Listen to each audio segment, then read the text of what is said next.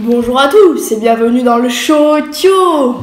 J'espère que vous allez bien et que vous êtes prêts pour cette émission du mois de novembre. Le sommaire de notre journal, c'est tout de suite. Dans l'actualité, on parlera des réformes de l'après-bac et de l'accès à l'université. Le métier d'ophtalmo sera le sujet de notre reportage. Le sport avec le 10e sacre mondial de Teddy Riner. Et on finira par le buzz avec un restaurant construit sous l'eau.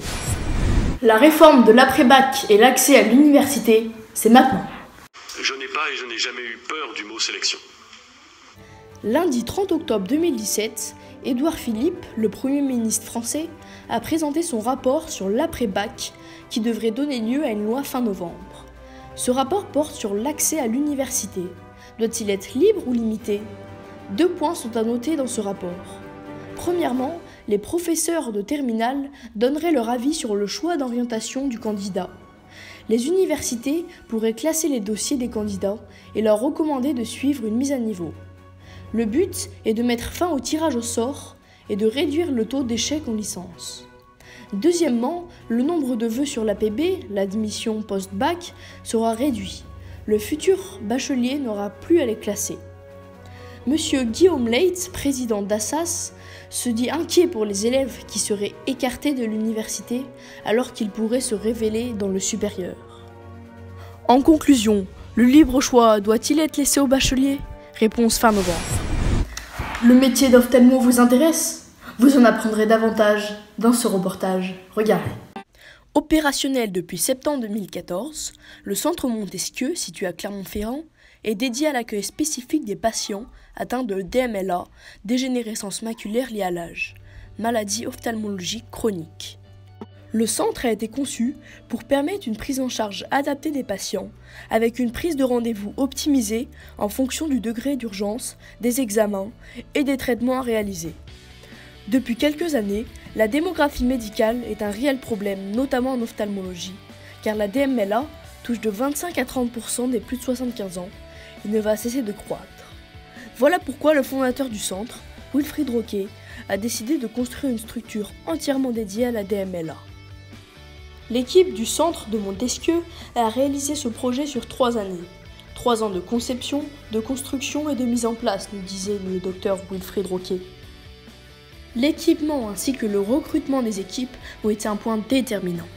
Le travail aidé est généralisé avec l'acquisition d'images par des assistantes techniques et l'interprétation par le médecin. Le patient peut être orienté soit dans la salle d'IVT, qui est spécialement conçue pour accueillir ce type d'acte dans des conditions optimales de sécurité et d'hygiène, soit dans la salle laser, ou soit vers la secrétaire pour planifier un nouveau rendez-vous. Le centre est en capacité d'accueillir près de 300 patients chaque semaine. Donc je suis en compagnie du docteur Wilfried Roquet, qui est chirurgien ophtalmologiste et fondateur d'une clinique. Bonjour monsieur. Bonjour. Donc une première question, pourquoi avez-vous choisi d'être ophtalmo ? Est-ce à cause du manque de personnes dans ce secteur ? Alors à l'époque quand j'ai commencé médecine, c'était dans les années 90, donc à cette époque il n'y avait pas de problème de démographie médicale, plutôt au contraire. Et à ce moment-là, j'ai plutôt choisi chirurgie. Et une fois que j'ai choisi chirurgie, j'ai commencé par l'ORL, puis l'ophtalmologie, parce que c'était une spécialité médico-chirurgicale et qui permettait d'avoir les 2 pans, en fait, la chirurgie et la médecine. Voilà. Merci. Donc une deuxième question. Pouvez-vous nous expliquer ce qu'est la DMLA ? Alors, la dégénérescence maculaire liée à l'âge est la première cause de malvoyance dans les pays industrialisés et en particulier en France, après l'âge de 55 ans. En fait, c'est une maladie dégénérative qui va atteindre le centre de la rétine, qu'on appelle la macula.